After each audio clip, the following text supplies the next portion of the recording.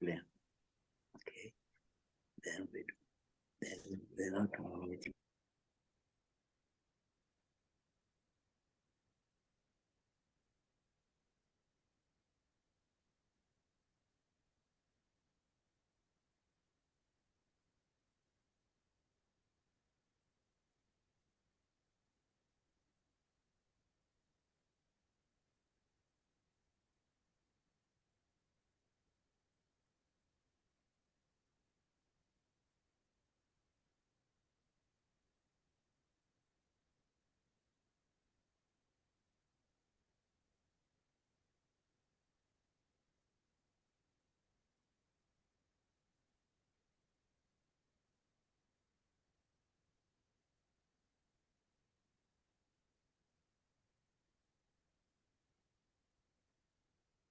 Good morning to our viewers and welcome to the National Arts Council's Africa Month Roundtable Discussion webinar in partnership with the South African Gallery of Legends.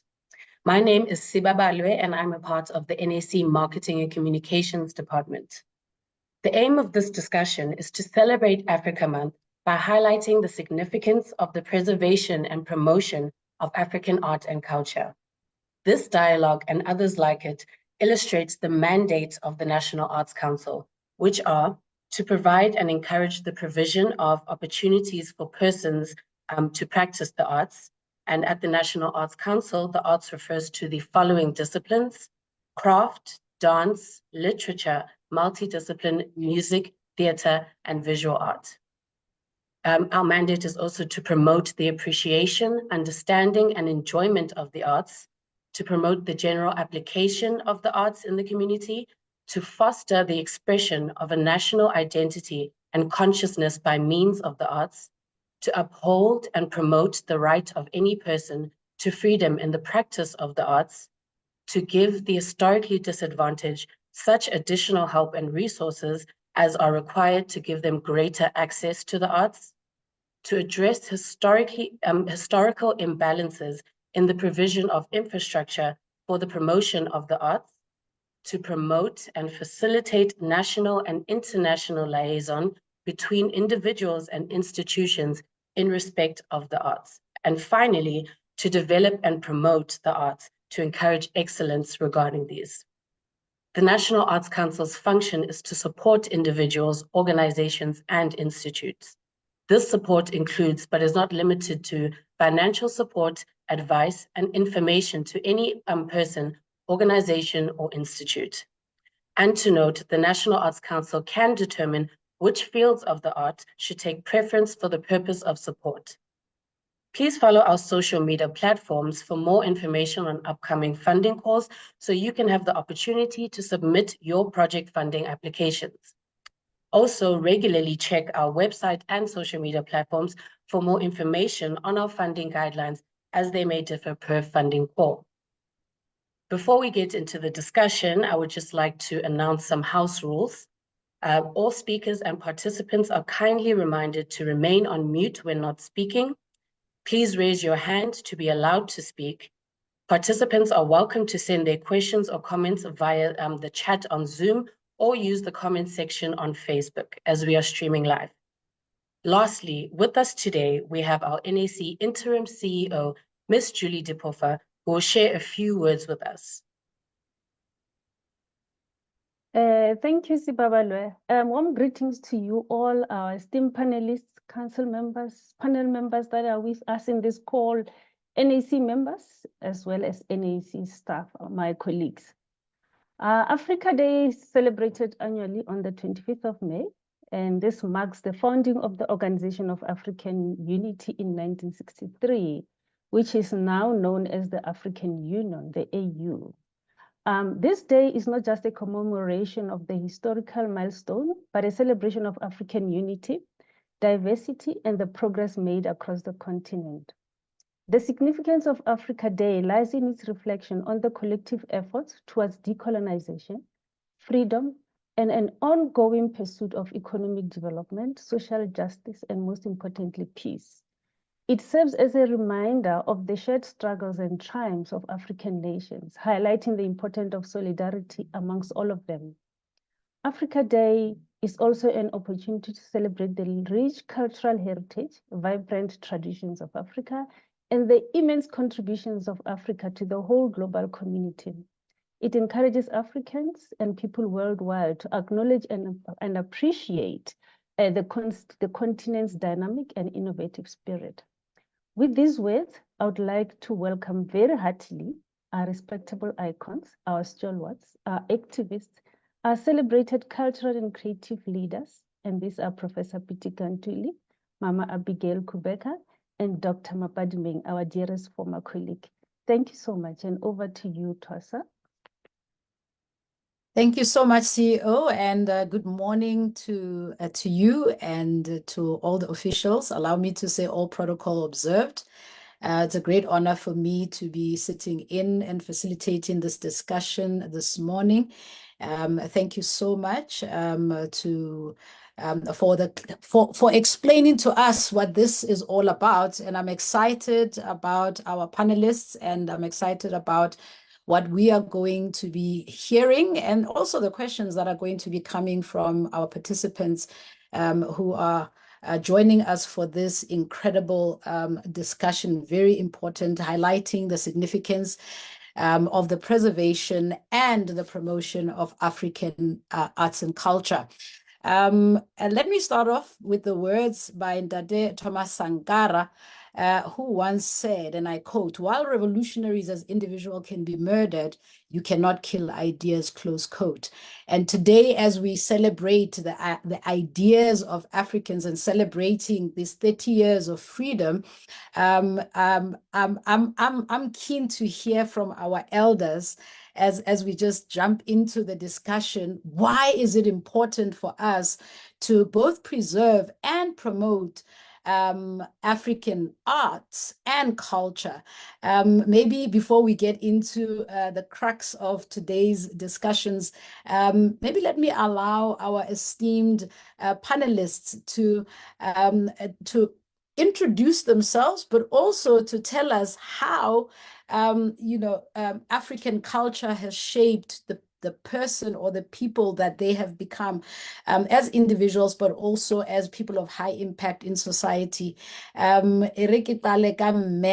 Abigail Kubeka. Mohlomong ke tshwanela ke qale pele ka ho itlhalosa, now that it's Africa Month, ke hle ke tjho ke re ke moteong wa ha Moletsane, motho wa phahla, motho wa matlapa le bolele a hata letlapa thella wa tswa tshwere thebe a tshwere senna se kwankwetla ba ha ile hantle ke Mosotho. And as we celebrate Africa, I think it only is right that we do so also with our languages.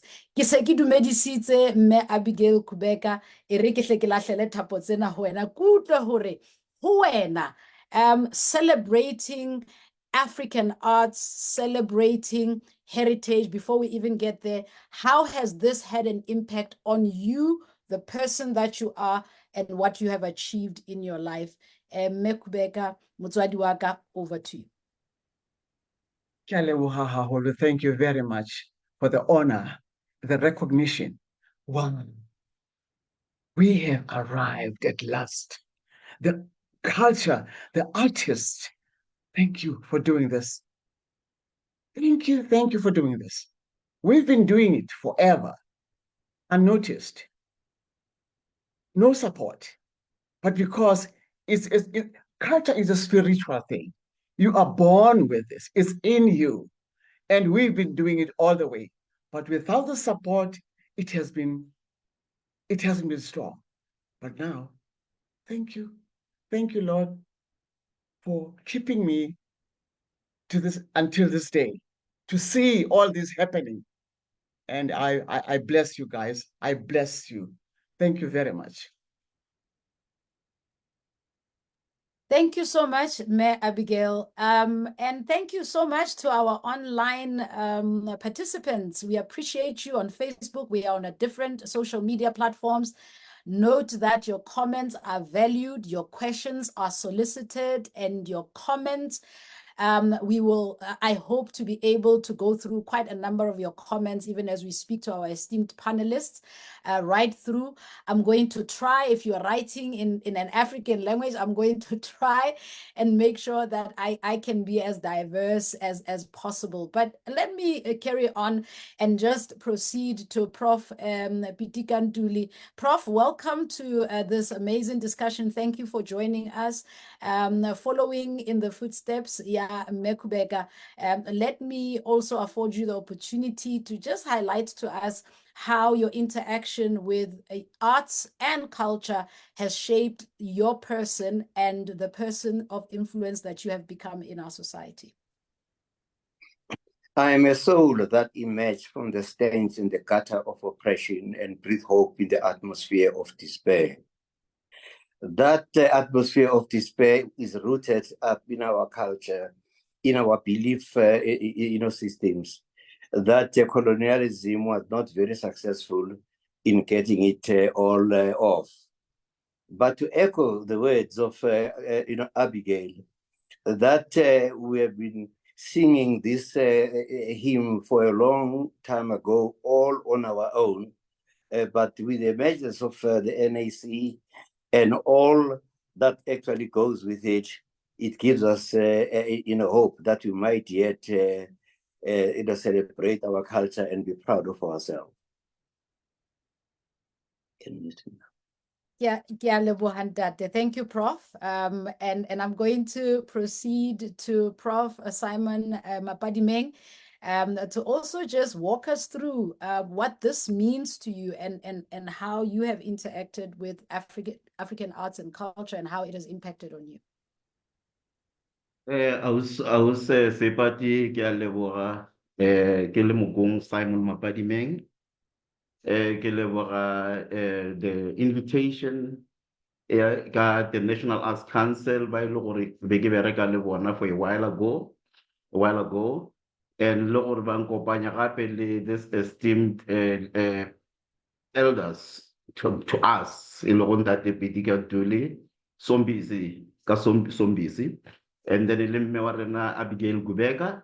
House Julie, thank you so much, and your team at National Arts Council ke a le leboga. Nna ke le mokong wa pelo e thata ke setlogolo sa Bakwena ke le mokong ke le ngwana wa Bakone ba ntšhidi kgolo go tswa Limpopo.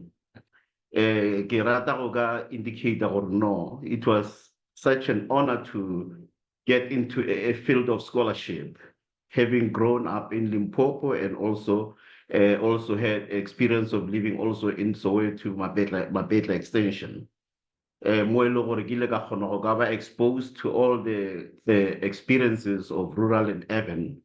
Mara, ke tswa ko Meng. I come from I went through the rites of initiation.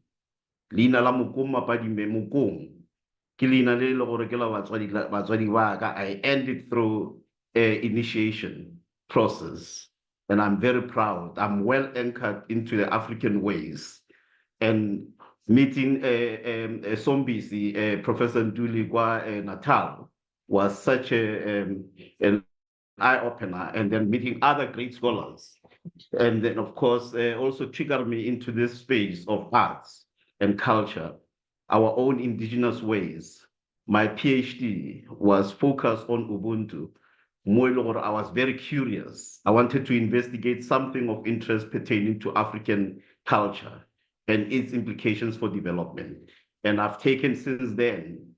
And today, I'm very proudly a member of the broader community of indigenous Africanists. Thank you so much, and I look forward to an enriching discussions. Thank you so much, Dr. Mapadimeng, for introducing yourself and just allowing us to get to know you in this fashion. Julie, you've already. I'm gonna pull you into this discussion every now and then. I hope you don't mind. But I think I'm looking at the panelists and I'm thinking about how diverse arts and culture is, and just the many ways it manifests itself and shows itself in society. And I'm curious about the topic itself, and I think I'd like us to start there. Why is it important to have a discussion about the promotion and preservation of African culture and arts? Shouldn't that be ingrained that that's just what we do? Why are we in at a point where we are having this discussion? What has caused us to be at that point? Maybe let me throw this Yeah, no problem. Ke a leboga, mme Thwasa. You know, arts and culture are the soul of our nation. And we are now living in a very global community. We have processes of acculturations, of also taking on and bringing on other cultures and making them our own, which is not the case. We are Africans, and we need to be entrenched in the culture, in the arts of our country. We want to celebrate and promote and advance the arts because we also want our African art forms to be elevated, to be on a platform, and to be recognized world over. So this is very important for us, and we do not want to lose the essence of ourselves, the essence of our soul, which is the Africanness in all of us. Thank you. Julie, thank you so much for that. And I think my next question, I'd like to direct it to you, Dr. Mapadimeng, considering the subject of your doctoral studies as Ubuntu. And I think everybody identifies with Ubuntu as the very essence, or Ubuntu as the very essence of who we are as African. And Julie speaking about the world becoming a global village, and now we have young people interacting a lot on social media. I just want to find out, what is the sense? Are we losing ourselves? Are we losing our sense of identity? And what are the benefits that you found of preserving and promoting Africanness and our essence from an arts and a culture perspective? Thank you so much. Let me first, two things. One, are we losing ourselves? Are we losing? That's a very important question. And I'll get back to that one. But more importantly, why is it important to promote African arts? It's because, one, we need to understand what art is. Art is a form of expression, is a medium of expression and representation, and it represents who we are.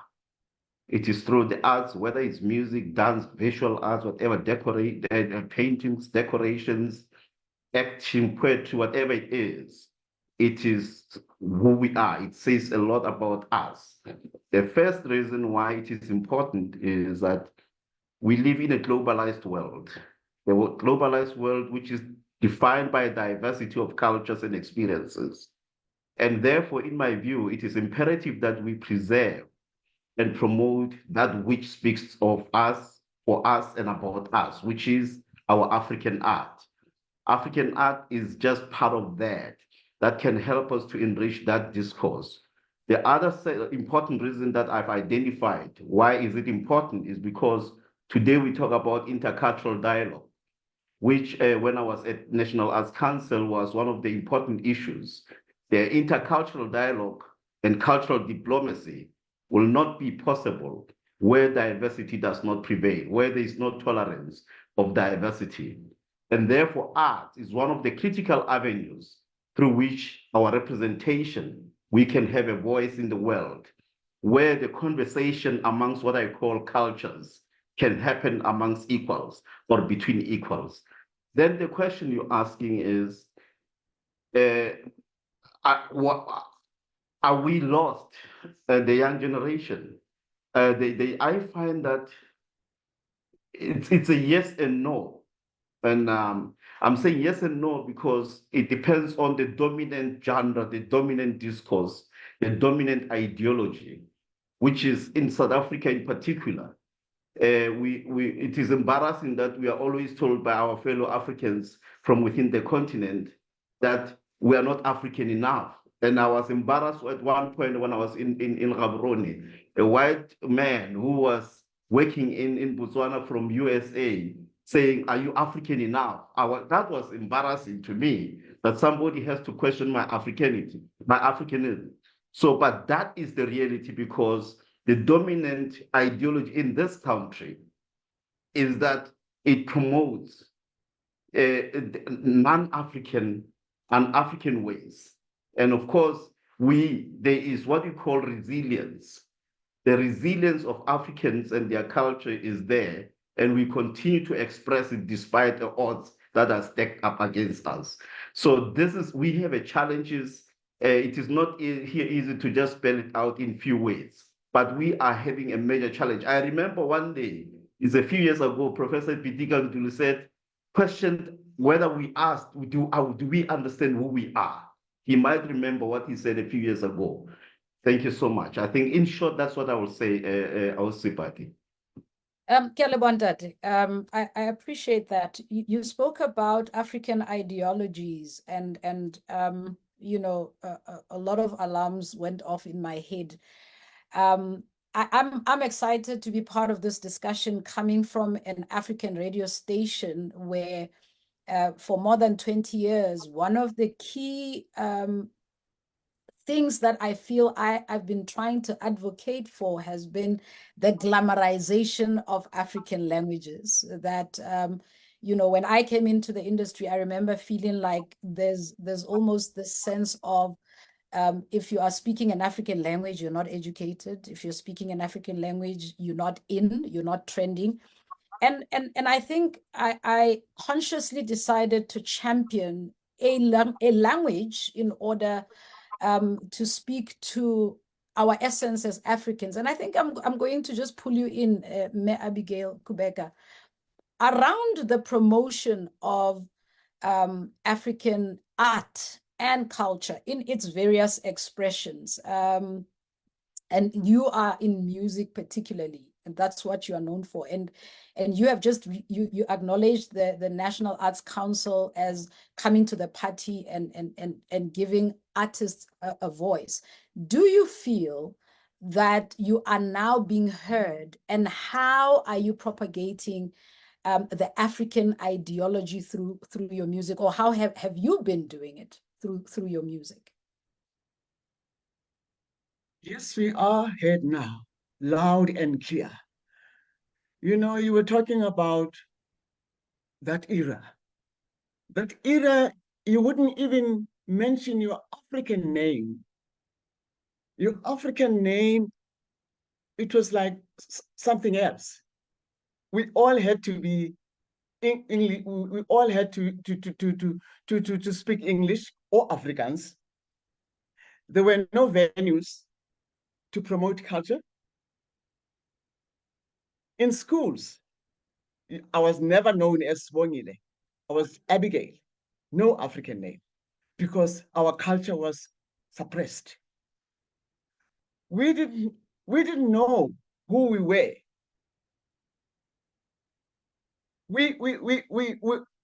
But inwardly, spiritually, we knew we were Black. But there were no avenues. There was no place to expand, to express your Blackness, know your culture. The other countries in Africa, they mustn't be hard on us. We are still very young, guys. We are only 30 years old.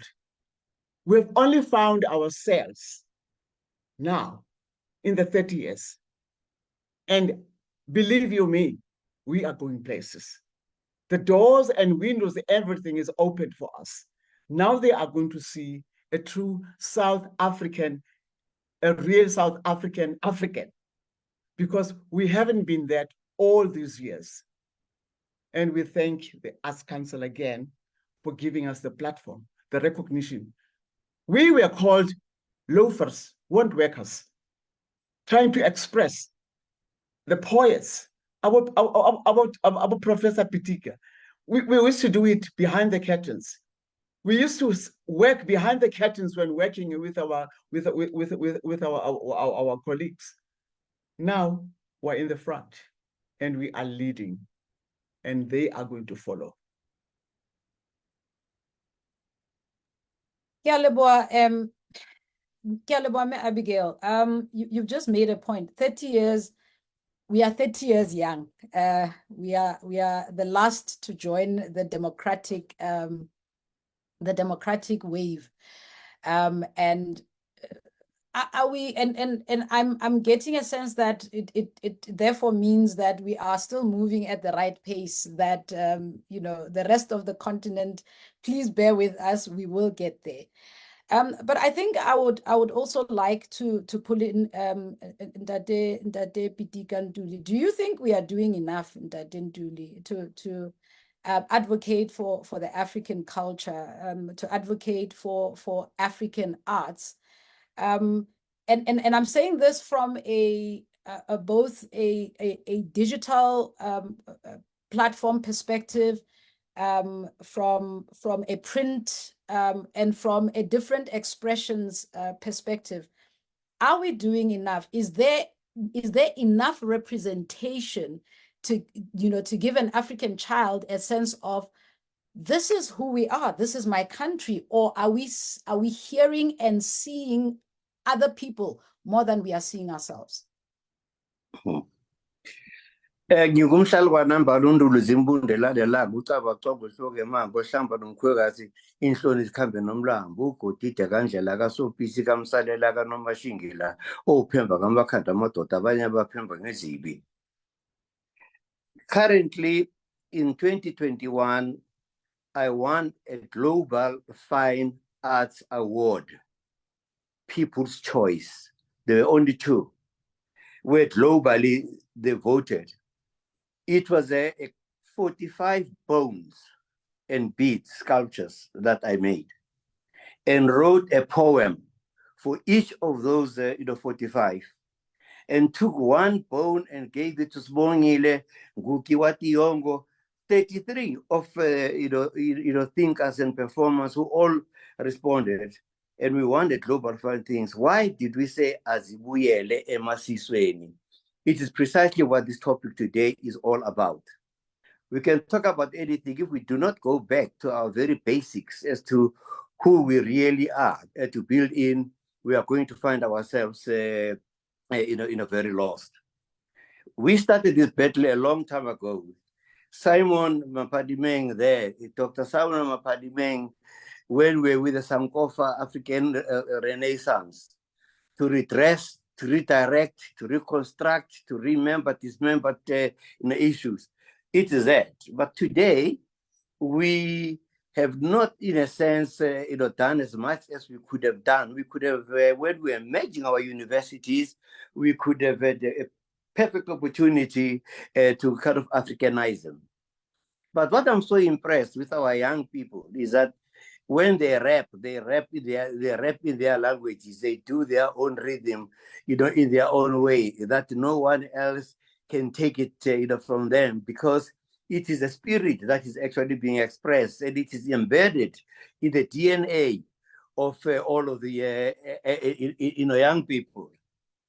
So I'm saying this because we, in our art studios, we used to have enough cash to have at least 40 to 50 young people from schools, people who have not drawn anything or painted anything or did anything, to say, come in here, look at one picture that you like here, look at the statue that you want in here, and then draw it and persuade them. And many of them will go over there having drawn everything else. And some of them said, I can't draw, I can speak about it. And then we record, the speech. That was part of the parcel that our culture cannot be. We had forgotten our cultures. And even as I'm sitting here with you guys, I can give you a test here, and none of you is going to pass. Let me give you just one.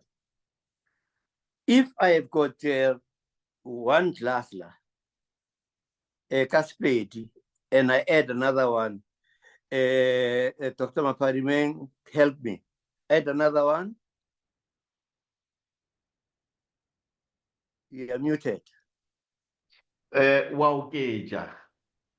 Yeah, no, I mean, I've got one glass, ne? You Eh. add another one. Give a guy. Ke tse pedi, I add another one.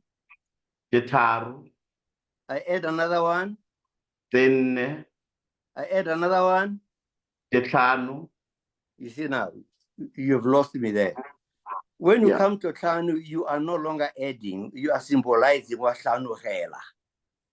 Yeah. And then super, tiela, super, you are symbolizing. When you get to 8, say robedi -2, robong -1. Auf 10, you symbolize. We do not know our language. We do not know our culture. We then can't say we are not lost. Sure. Prof, you are, yeah, no, you are provoking things, especially for me when you start speaking about language. I remember when I started out in radio, how people would say Sesotho ha sena mantswe, because they wanted permission to then add an English word. In order to or how people would say, I'm sorry, I need to use English in order for you to hear me. And I realized that it's not because I don't understand Sesotho or isiZulu or isiXhosa. It's because they have run out of vocabulary and how to name or how to express whatever it is that they are trying to put across. Maybe let's take it there. I appreciate the fact that you spoke about the developmental work that you do in order to awaken the arts in young people by giving them an opportunity to come into the studio and try and see if they are not talented, as far as the expression of fine arts is concerned. And there are a lot of people that will talk about how fashion speaks to the preservation and the promotion of culture. And I was fortunate to recently walk into a hardware store, and I saw a corner where there was a pattern of tiles that were displayed by a young African designer. And I was quite impressed that, okay, chain stores are beginning to see the role that African art can play in advancing business interests. But I remember this particular statement that used to come across a lot. What is the economic value of promoting and preserving African arts and culture? What is the economic what are the economic benefits? Ke kopa hore ke lahlele ho wena Dr. Mapadimeng. I'll say, but I just want to mention this. I can see you're still on that issue of are we doing enough? Yeah, I mean, we have a problem. I mean, I would say, Prof. Pitikantuli mentioned something very crucial, and Map Abigail Gibeka also mentioned something equally important, that they've been doing it already. They've been at the coal face. And then Prof. Mduli said, also importantly, that the young people have that drive. They have that drive despite the odds that are stacked up against them. I'll tell you something. I mean, that's true because in my view, if you look at, if you trace where we come from, and when you look at, for instance, the contribution of our forebearers, for instance, in the art, the likes of Gerald Segoto, for instance, their paintings in Sophia, about Sophia Town, the experiences of our people, depicting also coming from the background of Middleburg or Mpumalanga, if you can put it that way, which is also a melting point in itself. If you look at those today, if you look at, for instance, the works of Bommenoria Mabasa, the great late ancestor, the Swanusi, Credo Motwa, if you look at the Esther Mahlangu, you look at all of this in music. We have also one of our towering figure here, Abigail Gubeka. We have also in poetry and visual arts that they began to do as well. We have this from the 50s right up to now. Now we have seen innovation. There was something I call innovation.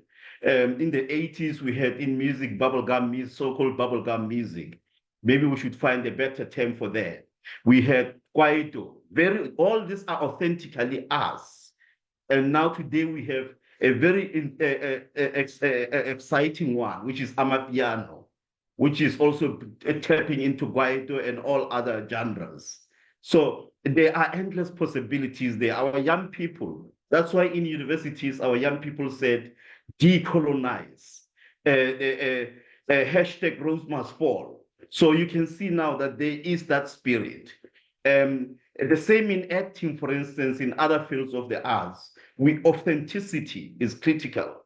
Storytelling, we know from Gcina Mhlophe and many others who are trying to revive and continue to keep what we actually what is all about us. And there are many others we can mention. But my concern though is my concern is two things. One, I'm an academic, I'm a university professor, and at the University of Limpopo, for instance, where we had master's students submitting their master's proposals for research, and then we demanded that they convert the research tools into Sepedi. And you find that they battle with Spade. They give up it, but they can't articulate themselves as Spade. We have that kind of a challenge, and that is one of the things that we need to address. There are a few other challenges that I've picked up. For instance, if you look at what is happening on television, they've actually appropriated, and this is where you talk about, for instance, you saw the tile with those with the creation of a young African artist, like for instance, inspired by, for instance, Esther Mahlangu, when BMW appropriated that and used that for commercial purposes, which is good. And then we need to actually innovation. If you look at television right now, if you look at advertisements, you look at what they call, there's an advertisements about funeral plans. It's an African idea. It has been stolen and being adapted for commercial purposes. These are what you call ijima, the practices that we have in our communities where we help each other. We have what you call the piri, where we help each other during times of bereavement. So now they've actually appropriated that. Today they even cover even to slaughtering of a cow. But of course, also there is also a misrepresentation there of who we are. So there are challenges that we are facing. So we have this conglomeration of challenges here. The opportunities, the young people are showing that, as Professor Ntuli has indicated, building on the legacies that they've created. Young people are showing this, but also we have challenges of not doing enough to appropriate our own cultural resources and artistic resources to advance our society and our own development. I think that speaks to maybe a topic that we will touch on at a later stage as to who must be receiving royalties for these ideas that seem to be just in the public domain and anybody can use them, and just speak to that a little bit. But I think I just want to pick up from your conversation. People like WHP, people, movements like Motswako have been powerful advocates of the pride of using African languages in how we express ourselves, even in modern times. And lately we are seeing people like Bontate Stana coming up. And I think a week ago we saw Atandiswa Mazwai actually launch her recent album called Sankofa.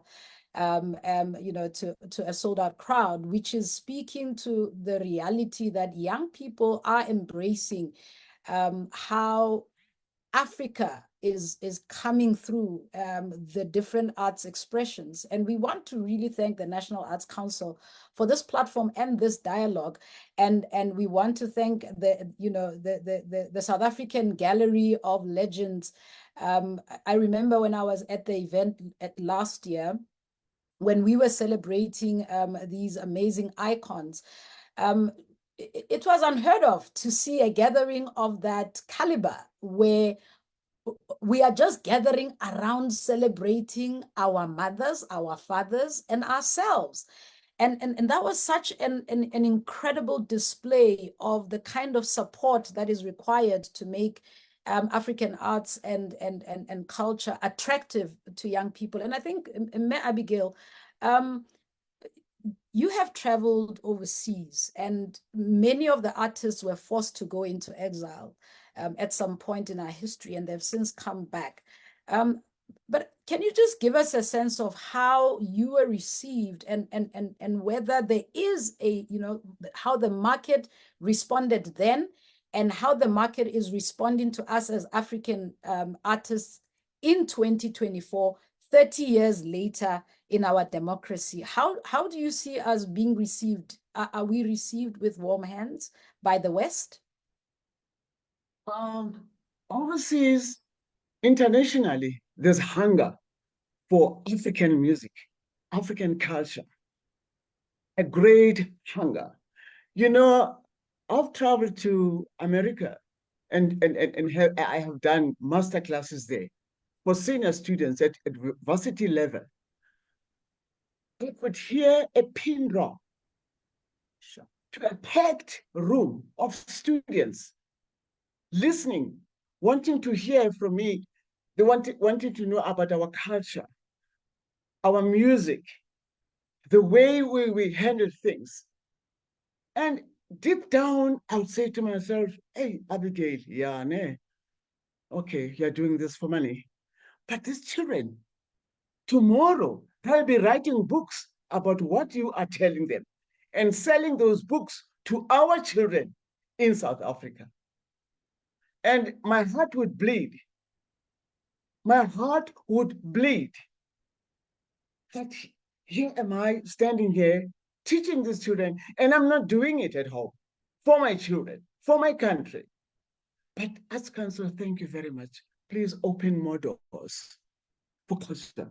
You know, the children come up to us, Mama Abigail, I mean, ke batla go actor, ke batla go bina, ke batla go dancer, ke ko kae? I start scratching my head. I'll find out for you. Let it be known to the children. They must know where to go to. We never had that honor of being educated for our culture. We never had that honor. There was no school for us, for acting, for singing, for anything.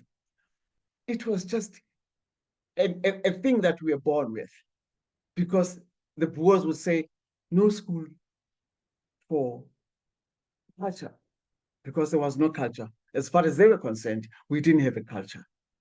And yet we have the strongest culture that would make this country a gold mine if the government and the ANC and everybody, it's a joint thing. We have to come together. It's not a one man's job. It's big, it's huge, but it's worth it. It's our lives. Yeah, Leboame Abigail. You just raised a very painful, a very painful issue actually, where other people, other nations that have resources appropriate our stories and benefit by selling us back our own stories. I mean, I'm just thinking off the top of my head, the Black Panther story. Black Panther, a big movie that really looks at Africa and puts Africa at a Hollywood, on a Hollywood stage. And we ask ourselves, how much did we make as Africans from that kind of offering? I mean, recently I was looking at an offering, I think it's one of the first superhero comics on one of the streaming services. And it's called Super Team 4, and it looked at 4 characters that were based in an African country. But one of the participants raises a very important issue of funding. How do we get our material out there? How do we get the things that we develop out there? It could be books, it could be movies, it could be you name it, various expressions, architecture, theater, painting. There is so much. Funding, what are the challenges there, Dr. Mapadimeng? You have been inside the National Arts Council. You are privy to the formations and the different levels of engagement of various stakeholders that would need to come in to help us to have the kind of impact that we see the likes of Hollywood have, because they actually have the muscle. Oh, yeah, now when it comes to funding is a bit of a challenge. The NAC, the budget, when I was with NAC a few years ago, more than 10 years ago, they were getting 100 million rand a year. It was a drop in the ocean. And they had to sort of allocated, and there are circles, ring fence funding, and all those things. So, and they had to also target others for at our young and upcoming artists. So I don't know, probably the funding the allocation has increased. But what I do know, I think NAC does have funding for different the disciplines in the arts, be it visual arts, be it the up and coming writers writing projects, and dance, visual arts. They have many actually that they fund. The challenge, and I know that NAC also has a reach in all provinces through provincial structures, but then the challenge is the reach to remote places, and especially schools. I think that's where the challenge lies. That I think we should actually target at schools, for instance, where it matters most, to where we know that the young artists are coming from, before they struggle by themselves to come to Johannesburg to get opportunities, because otherwise they will have to move from their rural places to go to Polokwane, and when they get there, get frustrated and come to Johannesburg, come from, for instance, remote places in the Eastern Cape or in the Free State. So these are some of the challenges that we are facing. That there has to be a further reach, but NAC will need more resources to do that through what we call the road shows in rural areas, in townships, which are in remote places. But also what I've also noticed is that also the importance of research. Research is quite important in informing what needs to be done. I remember when I was at NAC, we did NAC funded national studies. One important one was that of arts education in schools. The findings were shocking of what is happening I went to all the schools to different schools in different provinces, in the townships, and also in the rural areas. And what we found was that the teaching of arts and culture is just given to anyone. There is no speciality, and there's no one who specializes in teaching those areas. Any teacher can just be picked up and say, handle this, handle that. And that is where the problem is. At that time, my vision, for instance, was that as the NAC, unfortunately I had to leave, but my wish was for the NAC and Department of Arts and Culture to put resources in such a way that the artists who are unemployed, the problem in this country is that we have artists, and I've seen them when I was at NAC, outside our offices, before they build that mall, outside our offices, you can see artists always practicing singing and participate, doing interesting things, even at the theater there. But the problem is our artists are unemployed. And what I was suggesting is that we take unemployed artists in all these schools. We have a lot of schools in this country. I can't remember the numbers of public schools. With that alone, you can address unemployment of the unemployment of the artists to go and teach using their expertise in the schools and inspire our young people. So that's where the challenge lies. It is funding and also planning. So, but I'm glad that, I mean, we have here us, Julie and the team, and hopefully the Department of Arts and Culture and the Treasury will actually listen to this kind of things and put in resources so we don't need to have a problem of unemployment in this country. The resources are there. They are being misplaced. We know about entrepreneurs who are useless. They contribute nothing of benefit to the country. But people who actually can make a meaningful impact are left out. And this is where the problem with the current regime is. The current system of administration, which is not applying its mind, but is looking at the model that has failed. Thank you so much. Dr. Mapadimeng, I trust that our audience on Facebook is enjoying this conversation, and I'm excited by the comments that I'm seeing coming through in our comments section. Thank you so much. I want to read just a few comments, coming from Facebook and other platforms. Here's a comment coming from Facebook. Greetings, elders. I first met Professor Pitika Ntuli in 2018 at UNISA, in the UNISA Writers Conference. The theme was preserving the dying African languages. The colonizers are still colonizing us. How can we win this war if we are fighting? I hope I'm reading this correctly.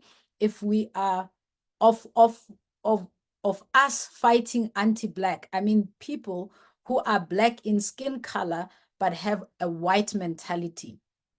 This comment is interesting, and I think when Prof. Mapadimeng, when you raised the issue of academia, the need for research, and the essence of an African perspective in academia, I was asking myself exactly this question. To what extent is academia speaking to the African context? And secondly, to what extent is academia acknowledging African indigenous knowledge bases and knowledges? And I think I will come back to that discussion, but I just want to pick up on something that you raised around funding, that in as much as we are looking at government for funding to make sure that African culture and arts filters through the schooling system, and we appreciate the work that the National Arts Council has been doing in elevating the voice for African culture and arts. Dr. Pitika Ntuli, Prof. Pitika Ntuli, I want to point this question to you. Is it sustainable to expect funding to come from government alone? Prof. Mapadimeng just raised the issue of entrepreneurs, which then brings into play the participation of the private sector in funding or financing the promotion and the preservation of arts and culture in our continent. What is their role? How must the private sector and the entrepreneurs be looking at this kind of discussion? What should their role be? Yeah, what happened is that at the dawn of democracy, government introduced what was called ACTEC, Arts and Culture Task Team. I sat in that team. The aim of the team is how the arts were going to be worked out, how to be developed. We even thought of creative cities, where cities could be working side by side with artists, and then so that the business, people can buy works of art or promote works of art and deduct against their own, taxes. It is done in a number of other countries. For instance, when you look at, say, in Nigeria, almost between 2.5 and 4% of the GNDP comes from, the arts. The arts are the only area in the whole of our ministry that has got the potential of employing, of creating more jobs than anybody else. But unfortunately, they tend to be underfunded. Forgetting, of course, the role that the arts had played in our liberation. So we therefore need to be very neat and clear. Professor Mapadimeng mentioned the question of arts and teaching, who teaches this, and artists can go and teach. A document was prepared by Kada Asmal, the National Curriculum Statement for Further Education and Training. My role in the development of that was to look at the visual arts and all actually the arts. Others were looking at the variety of things. But the whole thing, of course, as I always say, continuous discontinuity, that idea has just got simply down the line.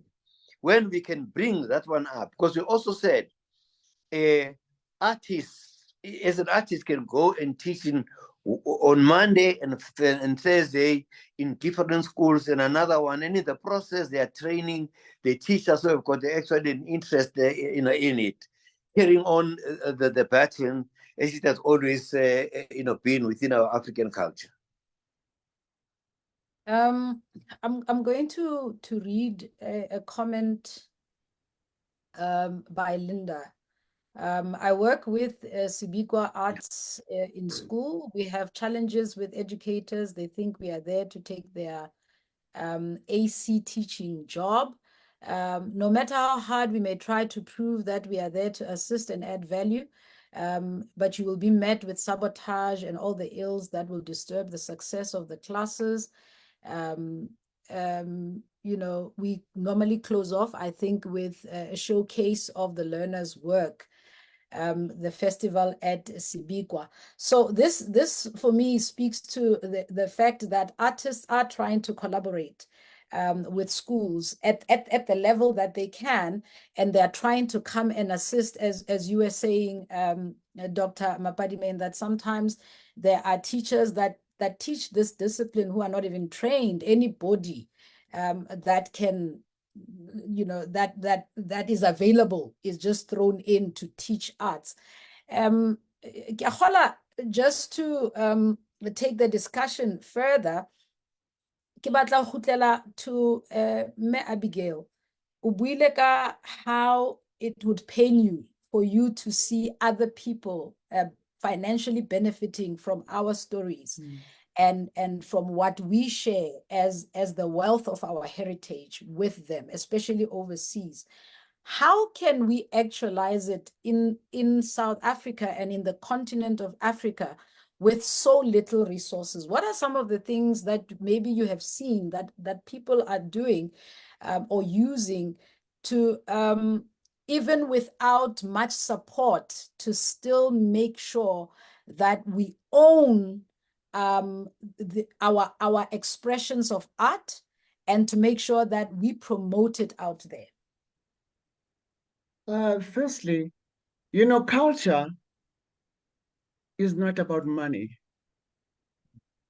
It's about your soul. We sit down, we talk about this, and we'll definitely find a way of doing it. It doesn't mean that, like we're trying to create work for artists. No. We want to pass the baton. Yeah. Because there's great talent in South Africa. Great talent. Children are talented.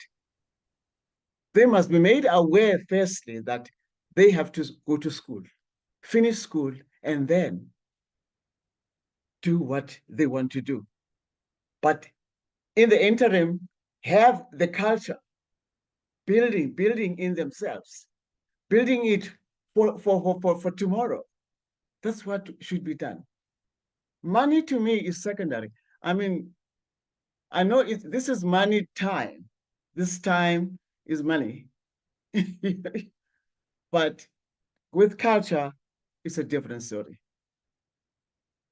So if you're a true culturist, you'll understand what I mean. Okay. Mayor Abigail, I hear you. Meaning we must do this without any expectations of economic gain, at least to start with. I'm hoping that, you know, as you are listening to this discussion, especially on our social media platforms, that you are helping us to think through some of the solutions to whatever area of concern that you are picking up.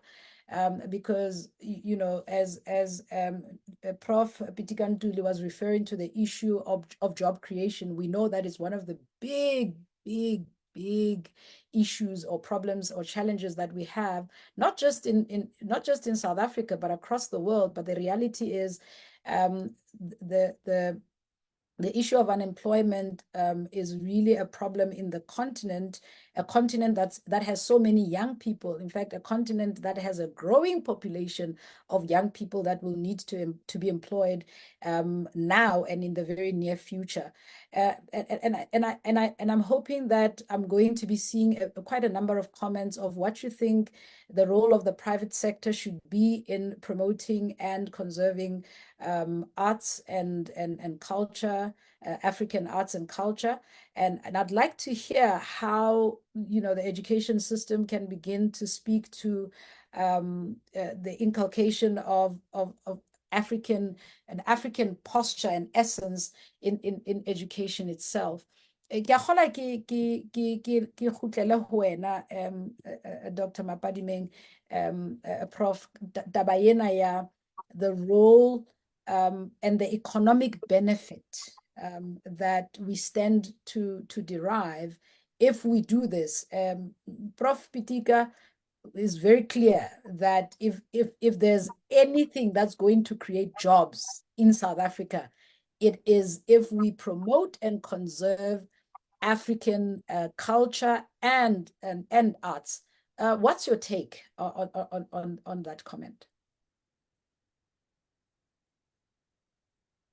Sebati, with regard to the issue of how the arts can benefit us economically and also the role that education should play, I want to re-emphasize the point that is shared. I think Mayor Abigail mentioned something important, that the young artists, the young people who aspire to become artists should first go to school. I'm sure you've seen on social media how education is being belittled by tenderpreneurs, what they are doing to our young people, just because, for instance, they will just take one example of a successful individual who hasn't been to through a thorough formal training and say, you can make millions. You don't need to go to you don't need education. Actually, they make joke of doctors, people who are educated, professionals that look at them, the lives that they are leading. We don't need that. But you see the danger of this. And that's where education is very, very crucial. And that's why we need to strengthen and consolidate education as culture education, Afrocentric education in schools, in our curriculum. That's where we need to strengthen that in schools. I don't want to talk about the universities because those, again, the schools are feeders to higher education and post-matric.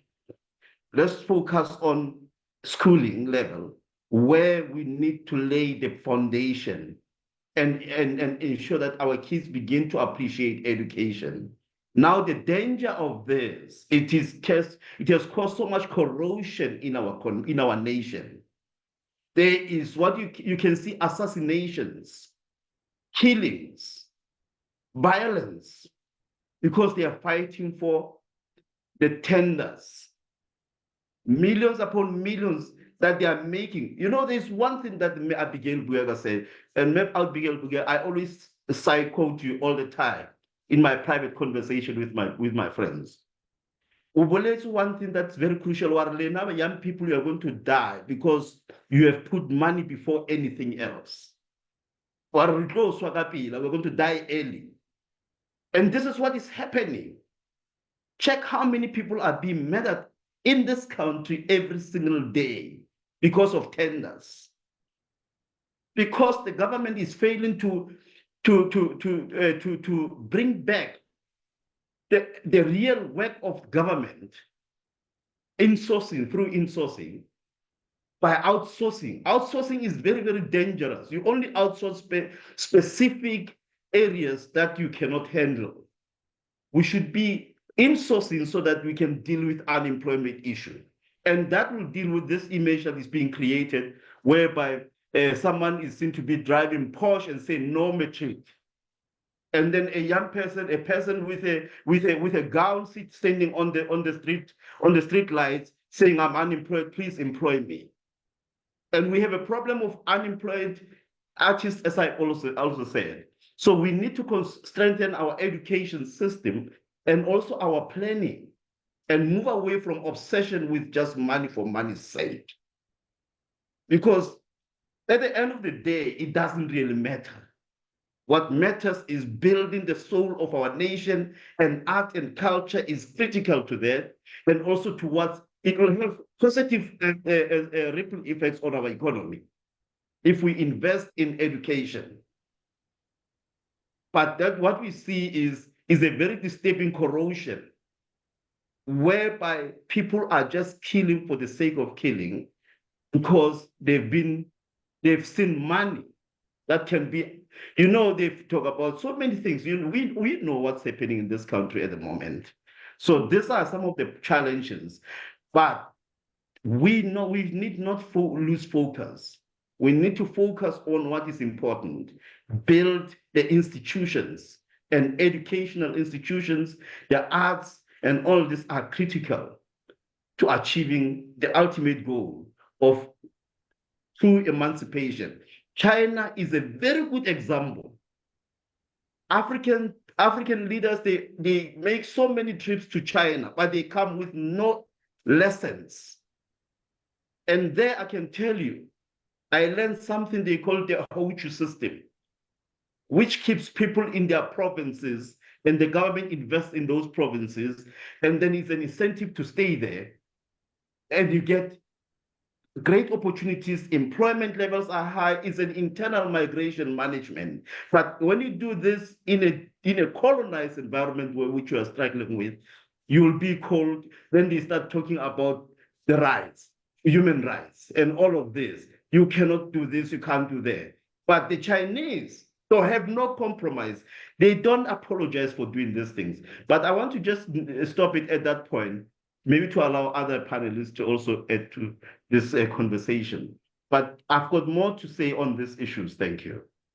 Thank you. I can sense it in especially around the education, your passion around education and how it is being corroded by a popular narrative that is almost defacing the value of education. And I think I for one will own up to my part in that, because I remember how a 12-year-old called in while I was on an interview in one of the radio stations and asked me what was the secret to my success. And I think she was like 15 years old, and she said, please do not tell me education, because you guys, after matric, that was it. You never studied further. And I thought, oh my goodness, she just took away my first answer. My answer would have been go to school. And the reality was at that time, I was a dropout. I had dropped out of a BCom degree in my final year and gone in to join radio. And I had never gone back to finish. And I realized that what I am modeling to these young people is that you don't need an education to make it. You can make it anyway. And yes, sir. just to add something very, very important about the importance of education. You know, when I was just watching the interview of Shaquille O'Neal, one of the greatest basketball stars, the icon, how he values education, and that our young people should. I was just telling my son who loves basketball, and I said, watch Shaq there. They call him Shaq. Shaquille O'Neal said, it's not enough to be called Shaq. Today, I'm Dr. Shaquille O'Neal, because I was being left out when it came to important business. He's an accomplished sportsman, but then he still saw the gap and the necessity to educate himself, to go and register for undergraduate degree, master's degree, and doctoral degree. When they told him that it is not possible, he wanted to be there in the center of where the melting pot of ideas, where it matters most. Yeah. Education, Abigail Bugasa has said, well, Professor Pedigan will have shown us the value of this. When they came back from exile, we were inspired to see that, wow, these are the people that we can work with. They continue to inspire us. Of course, there's a problem. I think we need to understand this. There's a problem. One of the problems that actually continues to worry me is that these two legends who are amongst us and many others have never been given honorary doctorates. Maybe they have, I'm not sure. They've never been given honorary doctorates. What are we waiting for? Not only, I'm not advocating for the two only. There are many others who deserve this, but they are not being honored because we are focusing on wrong things, celebrating tender premiums, corrosion, things that are not taking us anywhere. We have been warned by our elders. Abigail Bugada, you are the age of my late mother. So I consider to be my mother, who should be 82 or so today. You see, so we have to learn from our elders. They were so humble. People were surprised why Madiba was so forgiving, understanding. I've realized that from elderly people, we can learn a lot. And that's, as young people, let's stop being, this thing of uktwala is a problem. People can do it. They just want a snake, whatever form of uktwala, then they amass millions and they go and splash them because that's how they do their rituals. We have to stop this. It has to stop. It is not the way to go. Thank you. Dr. Mapadimeng. I'm glad that you cited Shaquille O'Neal, who you know his journey all the way to doctorate has been an incredible journey. And I was just highlighting the issue of realizing that even as public figures, we are also modeling a lifestyle for children to emulate. And I think it's one of the things that drove me to go back to school to finish that BCom degree. Because if I don't finish it, in as much as I've gone through the process, I still dropped out of it. And I obviously then can't model starting things and not finishing them to young people. But secondly, exactly what you have said about Shaquille O'Neal, the fact that when you don't have certain credentials, there are certain rooms you can't go into and certain conversations you can't have. You are not invited in those rooms because you don't have those credentials. And also, you also lose out on perspectives that could open up new avenues of opportunity. So very important points around respecting the place of education, propagating the value for the value of education among young people. Please note that at 12:20, we are going to be opening our Q&A session where you are allowed to ask questions. I see some questions already coming in. Winston Mohapi, I have noted your question. And I see there are various other questions. If you have a question for our panelists, feel free to write to us, right on the platform that you are on. If you are in the session, in the Zoom session that we are in through the link, feel free to also post your question in the chat. But also, if you're on Facebook, just write in the comments and your question will come through to us for our panelists. You know, and once again, this conversation is brought to you by the National Arts Council. And please note that I see some very interesting questions coming up. Please remember to raise your hand if you would like to ask a question directly. If you're on this platform, happy to have you, and we will then engage what you are asking. The issue of languages and books. Books have been coming up a lot. The publishing of books, the reading of books, particularly in indigenous languages. Do we have a problem in that space? Do we even, I remember I've met a number of authors who are saying to me, my book is not even in our libraries. My book is not even, people can't access my book unless they write to me on Facebook. What is happening in that space, Prof. Ntuli?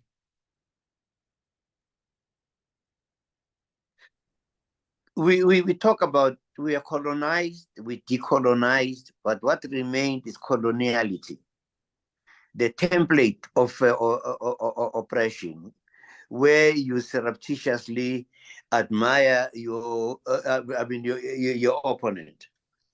The fact that when we started, we said when you spoke in your language, people will say, "Hey, are you sure that you're right? Are you intelligent?" It's a whole thing that actually goes back, that actually recycles. And now, someone correctly said, I know even Winston told me that the book that he wrote, you can't find it in a bookshop. We have to go straight to them. But now, rather than actually even lamenting, why shouldn't we, when we publish this book and begin to be entrepreneurial in ourselves and network, create networks in order to get all of these things actually coming together? Because the issue of language is so critical. I'm glad that it came back, because 3 nights ago I was talking to my good old friend Gukiwati Yongo, who is the world's best champion on the issues of language. Him and Gibon in Senegal published a letter to the new president of Senegal, urging that we are a great guy, we know you are whatever else it is, but forefront to what you are, you must put our languages on the platform. Within 2 days, 5 languages, it already translated that letter. I mean, the process right now here in South Africa, I promise them, we are translating that letter into 9 languages that we'll send back to Gukiwati Yongo, because language is a very important thing. This might sound very, very, very, cheap, but it is real. I'll prove to you. My sister got married to a guy from Limpopo, and we live in Durban. So my brother-in-law comes there to the sea, and he looks at the sea for the first time. He's so excited. He said, "No, don't go in there alone while we are changing. The sea can take you." And the guy immediately gets over, and the wave takes him. And he starts shouting, "Ntuse, Ntuse." The Zulu said, "Wow." You can see language can be a matter of life and death. And remember in Durban, when the vendors were destroying the pavements, and the municipality said, "Let's clean out the vendors." And people were looking for vendor people. So language is a matter of life and death. It's a matter of spirit. We have now, here in South Africa, we have got, I don't know how we do this. We have got Pensal. Pensal should be the center of it, where all speeches or anything that is translated and it's done. It gets underfunded. We have got the Commission for Cultural, Linguistic, and all of the stuff we're talking about. They are there on paper. But the issue of what kind of people do we deploy, to these, people to begin to understand, what it is?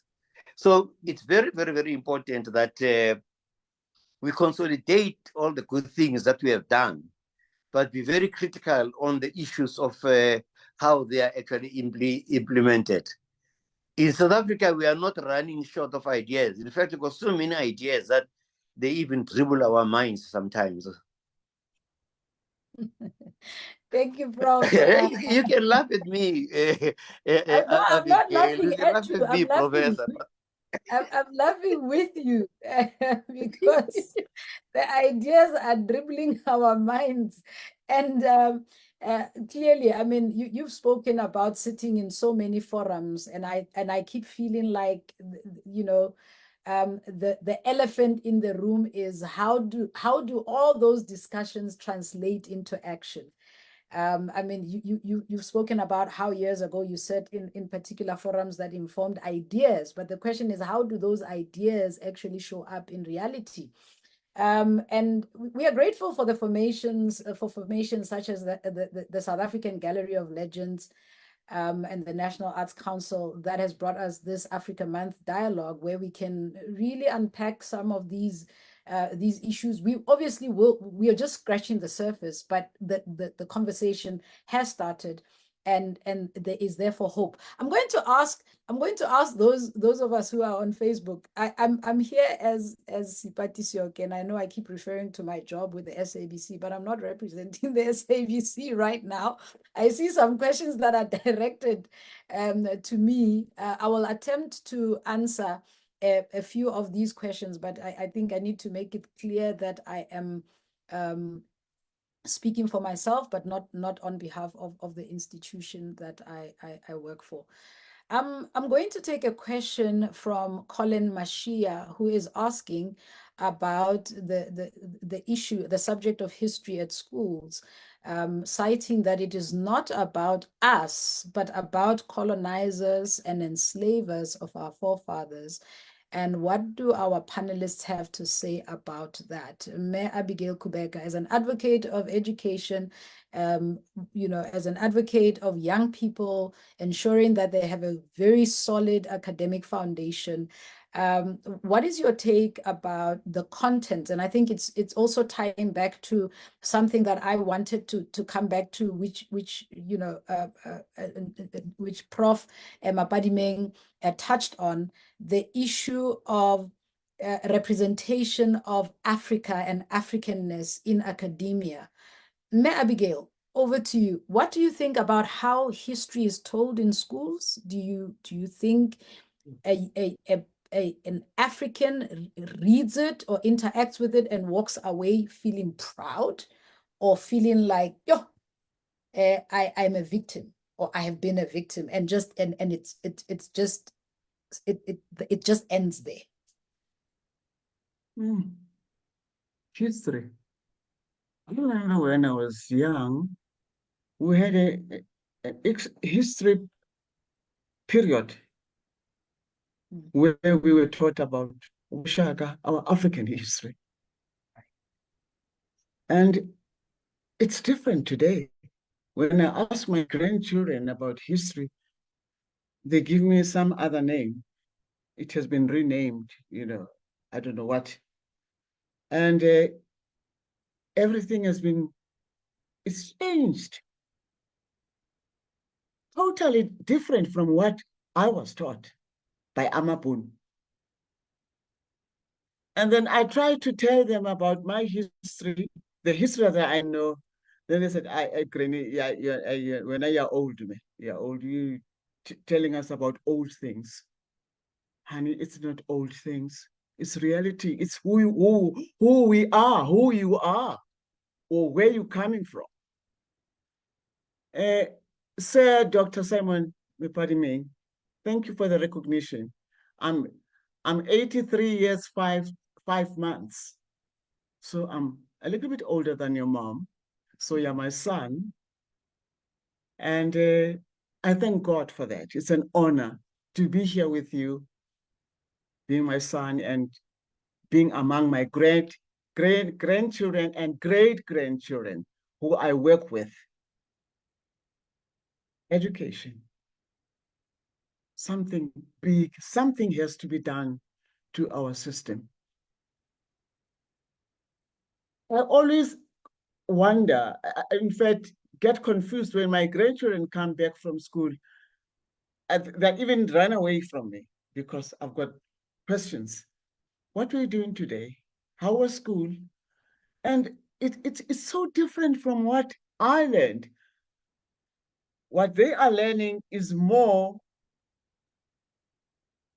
but less in education and less about Africanism.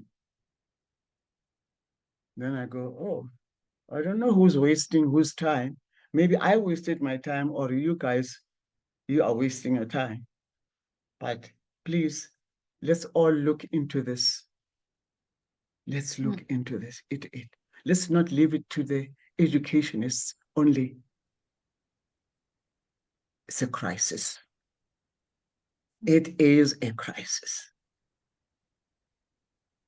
Sure. I have a feeling that Dr. Mapadimeng would like to jump into this one. I'm just going to make a request that those of us who are in this discussion, feel free to raise your hand if you would like to pose a question. Feel free to post your question in the comment section. Feel free to just show us by any means that you would like to contribute to this discussion. It's an open discussion. We very much would love to hear from you, and we also would appreciate your comments. Dr. Mapadimeng, just briefly on this issue, and I think I just want to couple it with the question that was asked earlier that I noted by Winston Mohapi to everyone, asking where are the African language translation? Okay, this one is directed to me. African language units in indigenous African language radio stations, and are there libraries at the stations? Yes, the stations have the indigenous, the African language stations share libraries with all other radio stations in the various SABC satellites across the different regions. And secondly, African language translation units in indigenous African language radio stations. They are not units, but we double up as translators as well. Many of us who are on African language radio stations. So they're not specialist units, but the competency exists internally and functions accordingly. But I think Winston Mohapi was also asking, what about the place of African language literature in South Africa, in South African literature, where it seems like literature is only seen as the English language written literature. Just your take on that. Okay, thanks, Sibati. I think the issue of history, the point about history is very, very important. I am a sociologist by training, but I also majored in history at university. I didn't take it further beyond that, but increasingly because I learned some of the history research techniques, like archival history, which is very, very important. And I realized that history is a very, very fascinating, creative discipline. And I must tell you, in South Africa, we don't have enough historians, especially trained historians in the universities. You can go and check. I only know very, very few. Maybe they're not more than 5. We need more historians who can tell history and who can be inspired, because history, you need to focus. You need to give a focused analysis. For instance, you can just focus on the year 1994 alone, or 93, 94, and produce a book out of that. That's history as an educational discipline. So it's a very fascinating area. It requires a lot of creativity and imagination and focus on a very, that's why we talk about historicization. So we focus on a particular historical period and tell a story about that. We don't have enough of that. The books that we have been using and are continue to be used in schools, it's a fact. They were written by white. I'm not saying white South Africans are not. They are our people, but black writers are not featuring a lot in these books. They will only bring one. Today, you find that it's more than 4 authors. There's only one black guy there, who actually is part of the author team. But I think history, we need to actually train more young people into the discipline of history. You see, today everyone is obsessed about AI. Already we are dealing with that artificial intelligence thing and 4IR. It's occupying our spaces now. But we also need historians. Just like we need artists, we need other social scientists. With regard to history, when history is written, it is important that there is no distortion. If you look at South Africa today, post-94, there's a lot of distortions of what happened, the truth of what happened in this country. Today, the public holidays are given a different names because of a compromised discourse and ideology.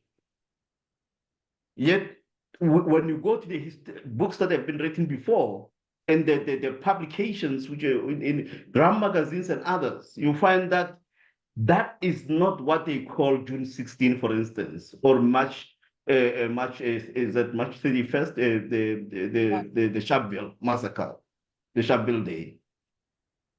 So it does not require distortions. History has to be written and reflect what happened in the past for what it is. Traditional leaders that we have, for instance, some of them we worship today as our leaders, is a distortion. Some of them have been created by the apartheid system. They are not, we have the authentic African traditional leadership system. It has been distorted. And those are the truth. We don't like truths. We don't want to tell the truth because truth is uncomfortable. And when you get critical historians of our own people who are anchored in our languages and culture, they will be able to tell the true history using various tools and even Afrocentric methods of research. So that's what I want to say. With regard to books, our brother Winston also highlighted the issue of books is very, very, very critical. And then I think Professor Pitikantul said something very important, that we also need to become creative as authors so that we create our own outlets, market outlets, and not just be dependent on the conventionals, which are dominated by mainly Western-run publishing houses. So that he's correct in that. But the fact is, we don't have enough books which are distributed, which actually are written by our own people in our own languages. That's the truth. Even in our libraries. But the good thing is, I, as an academic, also will take a blame because maybe we're not doing enough to order books. Because there are books that have not been published by so-called, established publishing houses, that we need to bring them in there and be bought by our libraries and be made available to our students. But of course, we're touching at a high level here. The critical level is still schooling level. How do we also create, I remember in my village, they are building a library. And I said, you are building a library, but you are not adapting to the new situation, which is digitalized. You're going to build a building there without young people visiting that. So these are the challenges that we are facing today. Reading, and the thing that Mayor Abigail mentioned is very critical, is very important. The fact of the matter is, other nations appreciate reading. We need to inculcate that amongst our young people, to buy a book and sit with a book and read it. You go into an aeroplane, you go into a bus, you see white people actually reading a book. And that art age that to hide something from a black person, hide it in a book. You can put a treasure in a book, but people won't touch that book. You'll find it safe. So this is the challenge that we need to actually inculcate teaching, reading amongst our young people, but also make resources available. So I think this remains a challenge. As you said, this is just one of those conversations that will actually continue to inspire us. We're not talking for the sake of talking here. Right. We want to influence policymakers, those who have resources in this country, to channel them in the right direction so that Mayor Abigail Gubega, the Deputy Kantuli, when they do their craft, they can give it to those young people in schools as they've been doing. And no longer Abigail will do it only for the Europeans or Americans. Do it here at home. Thank you. Thank you so much, Prof. I'm going to now open up for those that have raised their hands to ask questions, but I also want to acknowledge what's been happening, especially in the arts, in music, and among young people. I mean, recently I saw Proverb graduate with his BBA degree.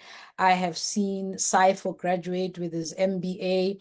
We have seen the likes of Kulichana, graduating with his honors degree.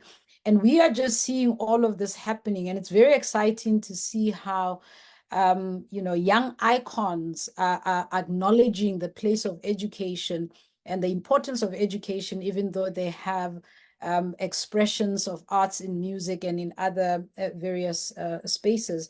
But we are going to now allow Xolani to pose his question, followed by Paul. And I'm going to ask that maybe if they can ask the questions one after the other, and so that different panel members can deal with both questions all at once.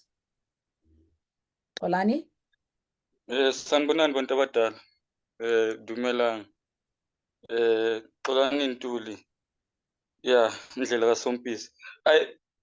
Kuningi esenikushilo bantu abadala.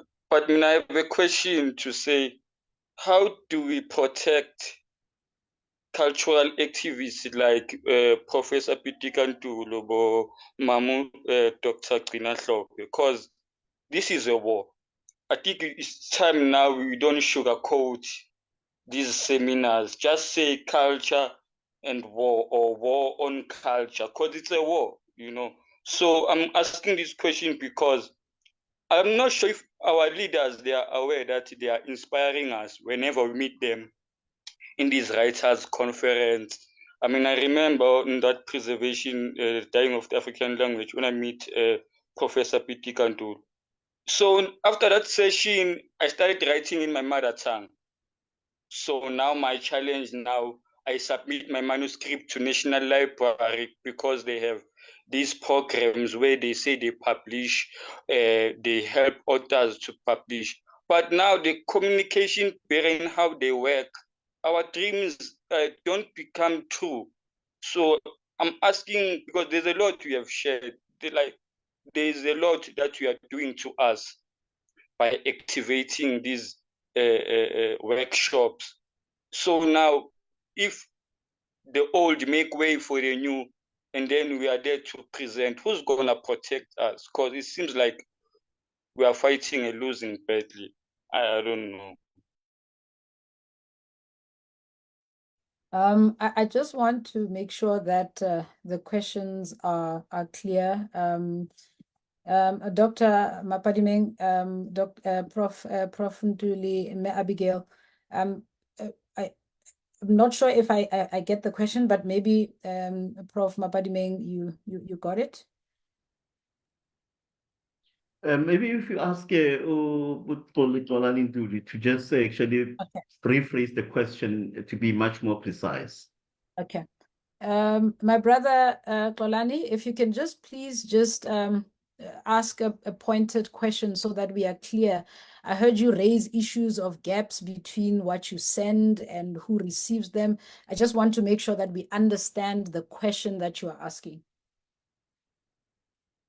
Okay, the question again, greetings, is how do we protect the living libraries? How do we protect leaders like Bo Mamutrina, Esther Mahlangu? Because I saw that there's preservation through his the art of painting. There's preservation, and I want to know if maybe tomorrow I'm the next Pitikan tool. Am I protected?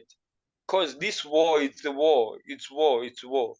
So tomorrow, maybe I'll get locked up for freedom of expression, or tomorrow I'm a enemy of the government. Because poets are language keepers. It's what I'm experiencing as a poet.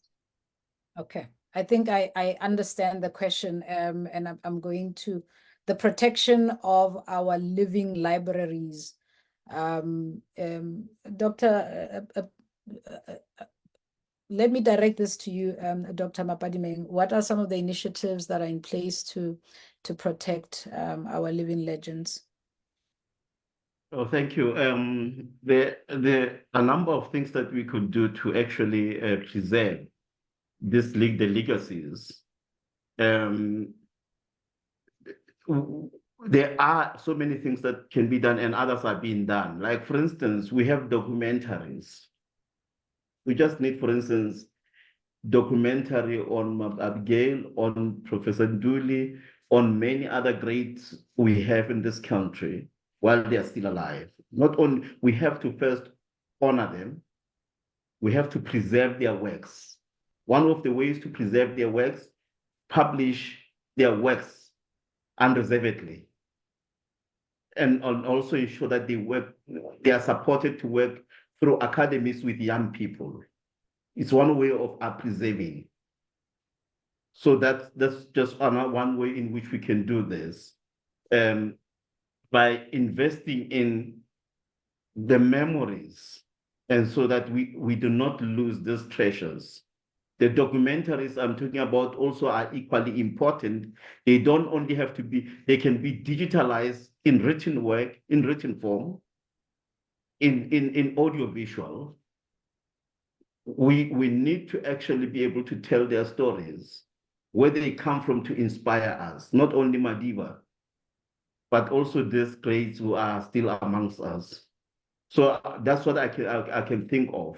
Their works be preserved. But I do know that, I mean, most of the works of, for instance, Professor Bitigantu is bought by art appreciators in the US, in Europe. And then the question is, what are we doing? We have so-called billionaires, multimillionaires here. They don't invest in this. And that's education. You see, we did, when I was at National Arts Council, we did a study, national study on arts appreciation of the arts. The report is available. Mm. And that's where we get insights about what is the level of appreciation of the arts, and how can we build on those so that we don't lose this heritage. So that is something that, and here, I'll say, we have so many minds amongst us, even in this audience, and even in this panel. So what happened is, Mayor Abigail said something important. This cannot be resolved by one person. So we have to put together our heads and see how best we can preserve and engage our young people in helping to preserve. Those with resources help us to preserve. The government has the sole responsibility because it represents us through institutions such as Chapter 9 and such as subsidiaries of it, such as National Arts Council, the National Heritage Council. Thank you. Thank you, sir. The next two questions will be directed to our other panel members. So, Mayor Abigail, kopa o be ready, le Prof Nduli, please be ready. I'm now going to acknowledge Saha's hand. Please No, note that I your have my. hand is, please just give me a moment, please. So, I acknowledge your hand, but the next person in line is Paul, who is going to ask the question. I'm just making sure that I acknowledge Musaha, who will come after Paul. Paul, the stage is yours.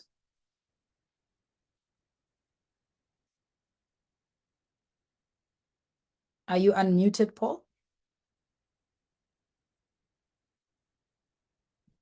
Let's just make sure that Paul is unmuted so that Paul can ask their question. Paul?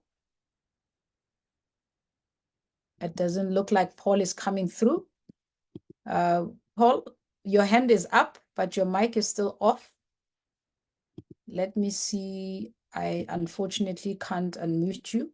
Your hand is up, but because of time, I might have to proceed. I'm going to move on to Msaka. Msaka, I hope I'm pronouncing your name right. Please excuse me if I am pronouncing your name wrong. Feel free to please let us know how to pronounce your name. I'm pronouncing it Gasesotho, but your mic is open. Feel free to ask the question. Okay, Sanbonani, I hope you can hear me. Likamangomsaka, Sibongong Mona. I'm at the University of Cape Town. I'm encouraged by the conversation and some of the questions that are coming up, especially in terms of, preservation of our heritage, our culture. A lot of the language question also came up. So this led me to a question of reflection, really, on possibly the role, or what should be perceived as the role of the National Arts Council. And I'm going to make a quick example in terms of creative outputs in universities, where DHED, now Department of Higher Education and Training, says artistic works and creative outputs will be recognized, as equivalent to what a normal researcher would ordinarily do. Now, as an academic, I'm just wondering, at what point does an organization like NAC have a stake in those processes?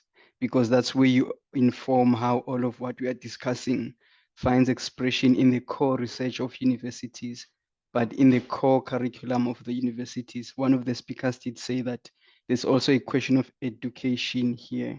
So one of the probably symptoms of maybe NAC missing this opportunity is that the public might just know NAC to be a funding agency, but it's actually a council. So my question is, the councilness of a NAC, what could some of the processes look like for us to benefit from the council aspect of NAC, and how can we then help shape that kind of process so that the NAC can take its rightful place beyond just managing and disseminating funding? Thank you.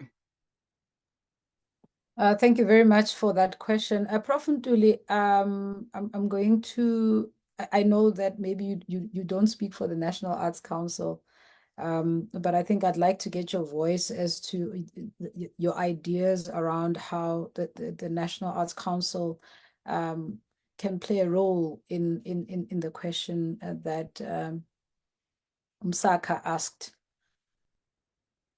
But you pardon me. I want to go back to the question that was raised about the preservation. There's something which I think is very important. Here where I'm sitting, we have a granite statue more than life size of Steve Biko and Sobukwe. There is more than 20 tons of Mandela. There is Winnie Mandela, there's Kredok 4, there is Shaka, there's all. But they are all actually preserved and locked inside this space. But as for the National Arts Council, I think Simon, Professor, you were there yourself. I would rather be educated by you. You answer the question.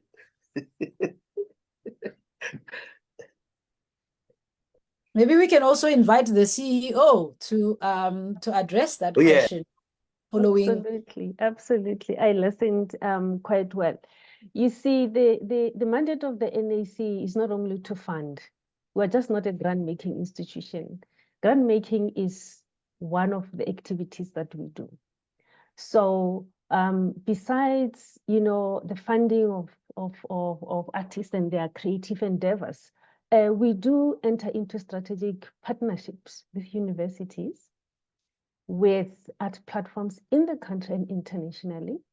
We also enter into partnership with our sister bodies, our counterparts. The National Arts Councils of Botswana, if I can give an example, is one of the entities that we have a partnership with, and also with the Hong Kong Arts Council.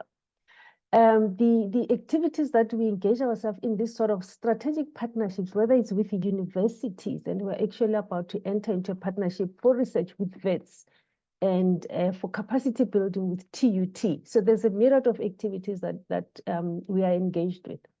So apart from that, is not only to look at cultural exchanges or residencies, but part of the agreements themselves also include research as an aspect of our partnerships. So there is room for future engagements, for future activities in this regard. Thank you. Thank you so much. Please note that we have 9 minutes left in this discussion. Therefore, we are heading towards a conclusion, and I'm going to take our last hand, which is Diego Philemon. Please pose your question, and following this question and answer, we will then proceed to closing remarks by our panelists. Diego, over to you.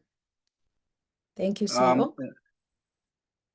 All right, but yeah, it's always difficult to speak after CEO, because in most cases you just take your weight out of your mouth and then you just feel like a karikila. But okay, all right. I wanted to touch with the issue of we are facing a challenge. Like one of the speakers said that it's a fifth industrial revolution and our culture. So we are fighting this fifth industrial revolution with our culture. Currently, our kids are watching Cocomelon and playing Candy Crush in our phones. What happened to the games such as Diketo, Secret, and other games? They are nowhere to be found. We need to start in a primary level. We need to start on the street and introduce our indigenous games, so that when we write about Khadi, about Diketo, we don't have to go back and do glossaries and explain Diketo or what is Diketo. Because it's difficult. I do workshop in schools. Even the teachers, some of the things you need to explain, or what is Diketo. And once the learner don't understand even a single word, especially in print, it's out. So what I'm saying is that we need to start on the foundation level, primary, and start introducing indigenous games. Going back to the point there, my CEO says that they do other collaborations. I'll give examples. The filling station started with the petrol. They're now selling grocery. And then some other filling stations, they do petrols. Anything started as a funding agencies. Now they do bursaries. And then they're collaborating with other institutions. VET, they just mentioned VET. I think maybe it's time for NAC to take over these indigenous games. Because clearly, when you go to sports, they don't look after the indigenous games. When you talk about sports, they talk about the rugby, the soccer, and everything. Maybe it's time for NAC. I don't know if maybe I have too much trust on them, but I think they need to bring this into the Department of Arts and Culture, that we need to look after our culture.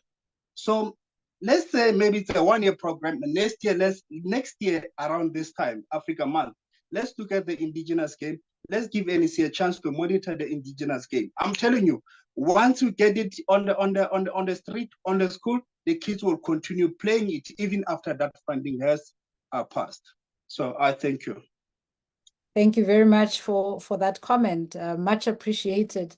You are speaking about indigenous games right on the heels of me dealing with Coco yesterday, when they were talking about how they're working towards putting together a World Cup, which was quite encouraging. But I'd like to hear from the CEO of the NAC how you see the NAC coming into the sports space now from an arts and culture perspective. I'm not sure what the demarcations are.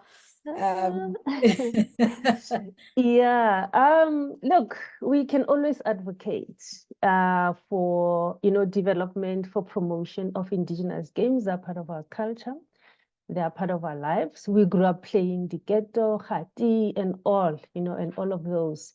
So in as much as sports and indigenous games are not in our purview per se, as per the National Arts Council Act, but it's not something that we cannot talk about or promote or actually advocate for it, even in the schools.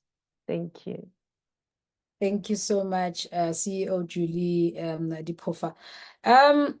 Ya ka re nka kwala ka Sesotho ka ha jwale re se re batla re fihlile maphethelong. Empa he, let me go back to to English and just say that please note that this is one of a number of dialogues that will happen on various platforms facilitated by the National Arts Council and the South African Gallery of Legends. And we do understand that the creative industry, there are many sectoral needs that we would like to address, but we've started and the ball is rolling, and this is exciting. Closing remarks, quickly, we only have 4 minutes to go, but I'm going to ask our esteemed panelists to just in a minute, your thoughts, where are we going? How has this dialogue been to you? However way you want to approach it, just your closing remarks. Let me start with Mayor Abigail Kubeka. Motswadi. Thank you very much for the honor. Bravo is all I can say. Bravo. And thank you very much. I hope this is going to happen. It's happening. I can feel it in my blood, in my spirit, as a creative person. Dintho ha dintho di loka wa di utlwa mo go wena gore wa bona ena yaanong ke yona ha re yeng pele. Thank you. Prof. Ntuli, over to you, sir. Just like Prof. Ntuli a re kwalele ka poem. Because I love his poetry. I love his poetry. Ona tlo bua ha qeta be ke mo hore a di otle jwalo ka ha tlwaetse, but yes, yeah, I mean, I just want to say in the same spirit that my mother actually has just actually said, "Kgomo ga e nye boloko ka Sepedi. Ke mathomo mayo." Ke nnete, we are beginning to shackle we are beginning to rattle the thing. What do you call it? Okay. And then we are beginning to feel the movement. Young people are making demands on us. There's no way we can go back. In universities, higher education, young people are demanding change. So our young people have energy, have a drive. We just have to continue to inspire them and draw from these legacies and the rich heritage we have and build on it, so that we can have a proper conversation with other cultures of the world, because that's the world is. We can tap into our culture as a resource, as the NAC used to say, our art is a golden economy, and it can really be. And we have seen it. And I wish Cassper Nyovest is one of the most influential young artists, can also go and study further, so that these young people don't tell us that, oh, Black Coffee, Cassper Nyovest haven't gone to school, look at them. No, this young artist, please, you are such a great influence to our young people. You are great role models. Do even more like Shaquille O'Neal. Like, for instance, you said the Slicker and others are doing and what's that, Kulichanas and others are beginning to get education. Let's begin to work towards that direction. Dr. Mapadimeng, uska wan qetela esale ki drop out. Ke ile ka e lokisa. I got my master's degree. So just Thank you, Osipati. We appreciate it. thank you. They know the revolution has started. Artists are Yes. coming on board. There are many more in the pipeline. There are quite a few that I am personally mentoring as they are coming up. So it's happening, sir. The change is definitely, as Abigail said, the wheel is turning, the change is happening. Thank you so much, Ndad. Thank you. Prof Ntuli, I'm going to give over to you and would like a poem, but immediately after you, I'm going to welcome back the CEO of the National Arts Council, who is going to give us her closing remarks. I'd like to thank the Gallery of Legends and the NAC for facilitating this quite very fascinating thing and bringing two of my favorite human beings, Abigail and Simon, there to meet two new ones who are as articulate. Now, I'll give you a poem. Why should you and I quarrel? You are a musician, you are an administrator, I'm a poet and a sculptor. Why should we quarrel? My son watches DSTV Science Channel while your daughter watches the bold and beautiful days of your life in suburban Please, moving from Stockfell to Stockfell, getting involved in more than waste than anything, getting themselves involved in Mubango, even if Agunastingo. The one who's speaking, Kisla Kisamakula, Kilaka Homu, Kilaka Mtipa, kinalistimela sake kisnamela kanta kukapila kisaba butu chuchu kari kasipila kakopara limshimane kari tluka motile stimela setla arimpempe wala pisa muno hona kesa ha Ai yaka ngahlaba modidi etsane. Ora ke tsebe go flate ne ke tla shapa flate nka be ke latile Lillian na tla shapa flate nngwe ya. Wait, ki threat or ki promise? No, thank you so much. Ke a leboha hle batswadi ba ka. Rona ka Sesotho re re tsela e botswa ba pele. Ke lebohela haholo hore be ke bile le sebaka sa hore le nna ke be teng kwano. Thank you so much to the National Arts Council, South African Gallery of Legends. Thank you so much for affording me this privilege to host this amazing dialogue. And I'm in closing, I'd like to say aluta continua, and this is incredible. I'm looking forward to the next one. And I'm going to hand over now to the CEO of the National Arts Council and say, Me, over to you, Ke a leboha, your closing remarks. Ke a leboga ka tlhompho e kgolo le boikokobetso. Ke rata go leboga wena Sesi Seipati, baeng ba rena ba lekgono ka go re fa malaetša le molaetša o mogolo ka tlhompho ya letšatši le la Africa. As we draw our curtains to our discussions today on Africa Day, I want us to reflect on the profound journey that our panelists have shared, the messages they've shared with us today. This is a journey of acknowledging our rich heritage, our culture, our education, and celebrating the diversity, on the African continent. Africa Day is much more than a commemoration. It is a call to action. It is a call to action and a reminder, of our enduring, our resilience, our strength, and also our unity. As we move forward, let us carry within us, within ourselves, the spirit of Africa Day, not only in our hearts, but also in our actions. Let us commit ourselves to fostering peace, harmony, and also advancing economic growth. Let us respect and continue to celebrate our languages, our culture, our natural resources, which are very important. And most importantly, to invest in our youth, who are the torchbearers for our tomorrow, our tomorrow. In conclusion, this Africa Day, it's a testament to our shared identity and our unwavering resolve to build a future for us all. Here is to Africa, Africa our home, Africa our pride, Africa our future. Thank you for your participation and enthusiasm, and may the spirit of Africa Day inspire us all. Ke leboga go menagane, le ipshineng ka letšatši le le botse la lena. Thank you. Lebohile.